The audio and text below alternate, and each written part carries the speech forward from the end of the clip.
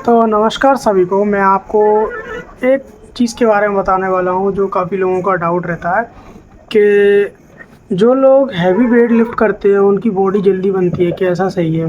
तो ऐसा बिल्कुल भी नहीं है। देखिए कि हैवी लिफ्ट का मतलब ये नहीं है कि आप हैवी लिफ्ट करे जा रहे हैं तो आपकी बॉडी जल्दी बनेगी, उससे कुछ नहीं होने वाला है। वो पावर लिफ्टर को आपने ज़्यादातर देखा होगा, जो हैवी वेट लिफ्ट्स करते हैं वो ज़्यादातर उनकी बल्की बॉडी रहती है जिससे वो हैवी लिफ्ट कर पाएँ। उनका क्या है, पर्पज़ ही अलग होता है। अगर आपको एक एस्थेटिक और लीन बॉडी चाहिए, जो कट्स होते हैं, जो दिखता है आपको कि हाँ मेरा ये जो बाइसेप है वो क्लियर दिख रहा है, या फिर उसके लिए आपको एक मॉडरेट वेट लेना है, ना कि ज़्यादा लाइट वेट, ना कि ज़्यादा हैवी वेट।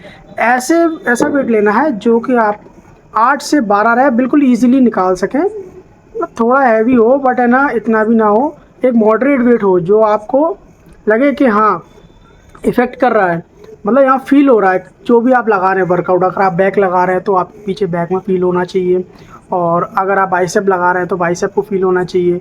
अगर आप देखिए लाइट वेट लगाएंगे तो आप रैप जितने भी मार लीजिए, वो कोई मतलब नहीं है। एक मॉडरेट वेट लगाएंगे उससे जल्दी फ़ायदा होगा और रिकवरी भी सही होगी। लेकिन आप एकदम से ही हैवी वेट के लिए ट्राई करते हैं और हैवी वेट ले लेते हैं तो मुश्किल से 4-5 रैप में ही आप थक जाएंगे, आपका पूरा एनर्जी वहीं की वहीं चला जाएगा। इसलिए मेरा सजेशन यही है कि आप एक मॉडरेट वेट लीजिए। मॉडरेट वेट लेने के बाद उससे 3 से 4 सेट कीजिए, 8 से 12 रेपिटेशन कीजिए। या फिर आप एक चीज़ और कर सकते हैं, जैसे आप पहला सेट है वो वार्म अप लगाइए थोड़ा लाइट वेट में, जिससे आपका मसल एक्टिव हो जाएगा। फिर उसके बाद जैसे मान के चलिए आपने आपने एक प्रोग्रेसिव वेट लिया कि 5, 7.5, 10, तो ट्राई कीजिए सबसे पहले सेट लगाएं 10 केजी का। उसमें आप जितने सेट्स लगा सकते हैं उतने सेट्स लगाइए, जब फेलियर तक लगाइए सेट्स। फिर उसके बाद जो सेकंड वेट है वो फिर आप 7.5 से लगाइए, वो भी फेलियर तक लगाइए। और जो आप लास्ट में 5 केजी का सेट लगाएंगे वो भी आपको हैवी लगने लगेगा। जब आप ये मानिए जो सेट आप 5 केजी से पहले सेट में लगाते वो आप ज़्यादा रैप्स मार सकते थे, बट वही सेट अगर आप तीसरे सेट में लगाएंगे तो वो आप कम रैप लगा पाएंगे, क्योंकि उससे इफ़ेक्ट बहुत ज़्यादा होगा आपका मसल। उससे आपको तगड़ा पंप भी आएगा और अच्छा भी लगेगा करने में वर्कआउट।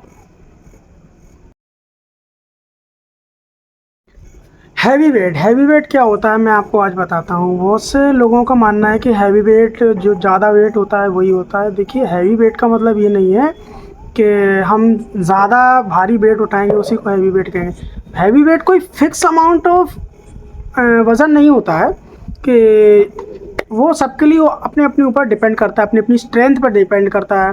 जैसे कि जो ट्रेंड बंदा होगा उसको 10-15 किलो का डंबल वो वार्म अप सेट में लग सकता है, वो वार्म अप सेट में लगाएगा क्योंकि उसके लिए ईजी होगा, उसके लिए वो लाइट वेट माना जाएगा। बट जो न्यू बिगनर आता है जिम में, वो उसको 5 केजी का ही डंबल उसके मसल पे काफ़ी इम्पेक्ट करेगा, उसे काफ़ी हैवी लगेगा। 5 किलो का भी डंबल, 7.5 का भी डंबल, तो उससे उसका जो वर्कआउट है वो सही इफ़ेक्ट होगा। मान के चलिए जो 5 किलो, 7.5 किलो, 10 किलो, ये जो एक एक्सपीरियंस बंदा लगाता है तो उसका इतना इफ़ेक्ट नहीं करेगा, वो ज़्यादा रैप्स लगाने पड़ेंगे उसे, इसलिए उसके लिए वो बहुत लाइट वेट हो जाएगा, जो कि एक न्यू बिगनर के लिए हैवी वेट होगा।